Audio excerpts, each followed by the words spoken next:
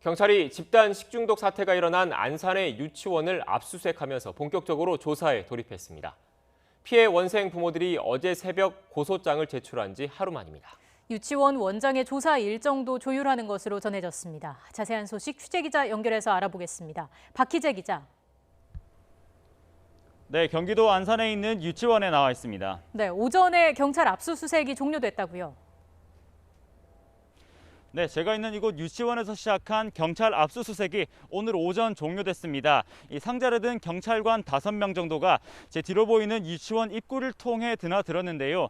이번 압수수색을 통해 확보된 자료에는 원내 CCTV와 또 급식 기록 등이 담긴 장부가 포함된 것으로 확인됐습니다. 특히 급식 장부에는 식중독 증상이 처음 나타난 지난 12일 전후로 원생들에게 음식이 제공된 기록 등이 담긴 것으로 알려졌습니다. 경찰은 오후부터 이 확보한 자료를 바탕으로 분석 작업을 진행하고 있습니다. 만일 음식이 문제가 됐다면 이 문제 음식을 원생들에게 제공한 경위를 살필 예정인데요. 일각에서 유치원 관계자가 고의로 보존식 등을 폐기했다는 의혹도 제기된 만큼 경찰은 이 부분에 대해서도 사실관계를 확인하겠다고 밝혔습니다. 이번 압수수색은 따로 영장 없이 진행됐는데요. 사안이 시급하다고 본 경찰은 일단 압수수색을 먼저 진행한 뒤에 사후 압수수색 영장을 발부받겠다는 계획입니다.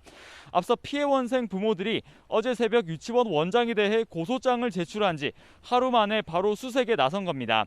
그동안 식중독 사태가 심각한데도 경찰이 수사에 빨리 나서지 않는다는 지적이 나왔는데요.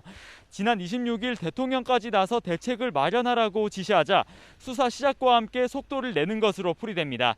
이와 관련해 경찰은 오후부터 피의자 조사를 위해 보건소와 연락하면서 원장에 대한 조사 일정을 조율하고 있습니다.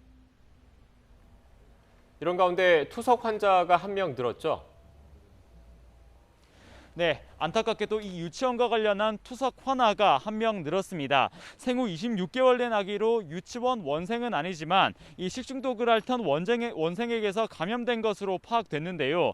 보건당국은 이 아기가 함께 물놀이하는 과정에서 감염된 것으로 일단은 추정하고 있다고 말했습니다. 현재 이 환아는 서울에 있는 한 대학병원에서 어제부터 투석 치료를 시작한 것으로 조사됐습니다. 용혈성 요독증후군인 이른바 햄버거병 의심 원생도 한 명이 늘어 모두 16명으로 나타났습니다. 장출혈성 대장균 양성 반응을 보인 환자는 원장을 포함해 58명이고 복통과 설사 등 식중독균 증상을 보인 관련자들은 모두 115명입니다. 지금까지 경기 안산에 있는 유치원에서 YTN 박희재입니다.